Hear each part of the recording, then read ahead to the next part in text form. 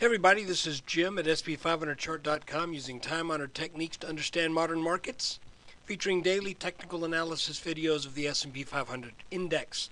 Just got to remind you that the website and the video are for educational purposes only. Nothing stated at the site or in the video is intended to be used as investment advice. I can draw lines on charts, but you have to draw your own conclusions from your own research and make investment decisions that are suitable for your personal financial situation. I'm not a licensed financial pro, just a guy who draws lines on charts. Okay, we are looking at a 15-minute chart of the S&P, and you can see a pretty good recovery today. Not quite sure what spurred that on, but again, we're staying kind of what's a good way to put it? We're kind of hanging around this low 1300s area, but the market keeps bouncing up. Now somebody, an astute observer, made mention of the fact that this could be a head and shoulders pattern right here, and that is possible. So for that reason, I think we need to watch this blue line down here very carefully. We've had this line on our chart. It just has a different origin than being a neckline. But for now, let's consider this as a potential neckline in what is something of a schizoid pattern where we have what appears to be an inverted head and shoulders that is joined at the hip like Siamese twins with what may be a standard head and shoulders top.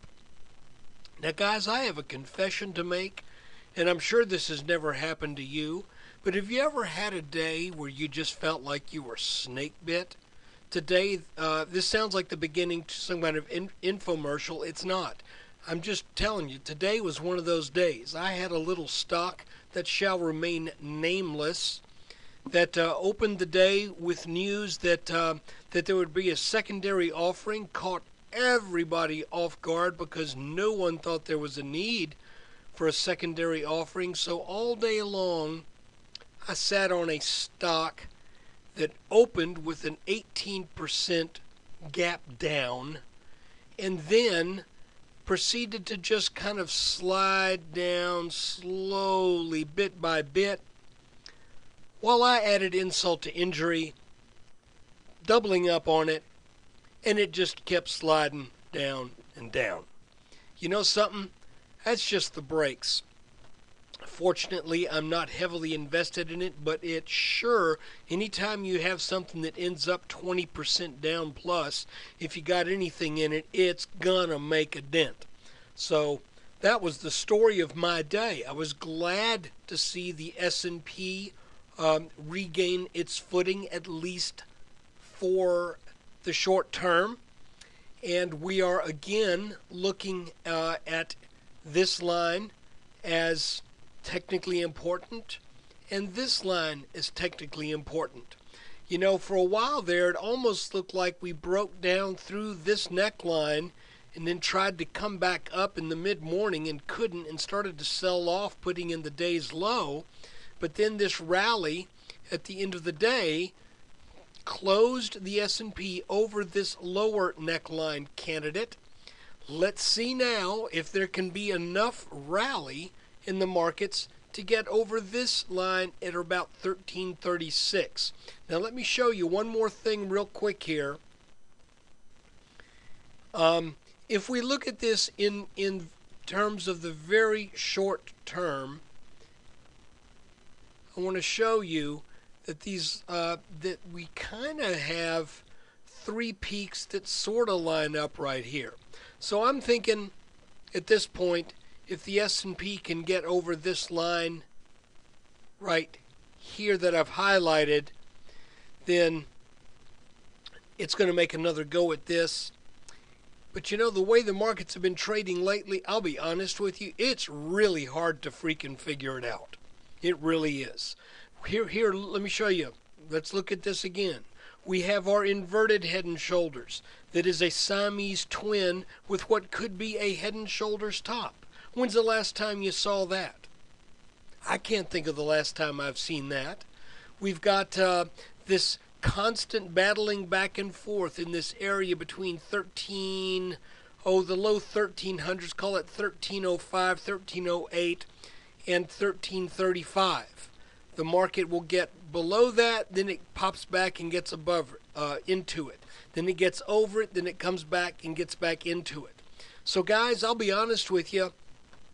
I think the market is showing us that it's really somewhat directionless right here. There's no clear trend established in the intermediate term, as you can see. Actually, if we look at it in an even halfway long term, the trend still looks like it's kind of down.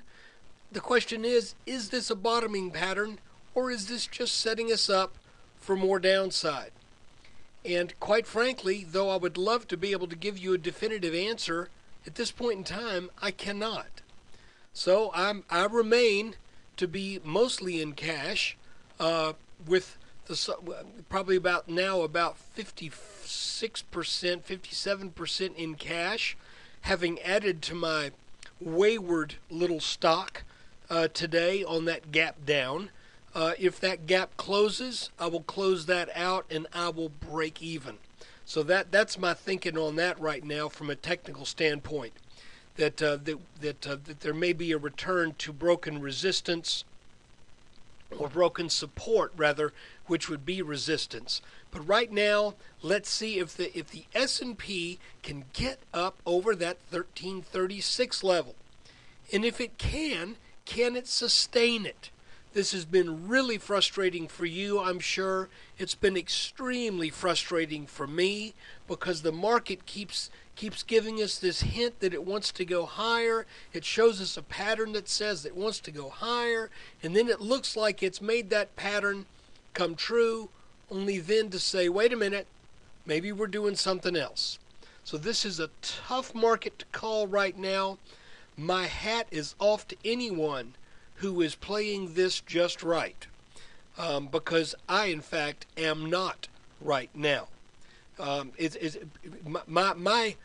My best position right now is my cash. So look, guys, until the market reveals something a little bit more concrete, I continue to say I'm kind of in a wait-see attitude. I want to see what this market has to show us in ways of some sense of anything other than little short-term twists and turns. I mentioned yesterday that I didn't think this little rising channel was going to last very long, and it didn't last much. It didn't last at all. So, maybe we get a back test over this line to test this, and then we come back down, and 1336 can give some support. That may be the case. But guys, I would be lying to you if I told you there was a clear chart indication at this point that you could have anything more than, what's a good way to put this? There's nothing in the chart right now that gives me a great deal of confidence one way or the other. So I feel obligated to relay that to you. But folks, if we, like I said, if we can get over this little line here, then that should be setting up a move to test, either back test this channel or to test this green line up here. And I think that would make sense. But guys, look, thanks for watching this video. Thank you for bearing with me in these days when things just frankly seem unclear. And I want to let you know that the weekend update will be coming on Sunday night.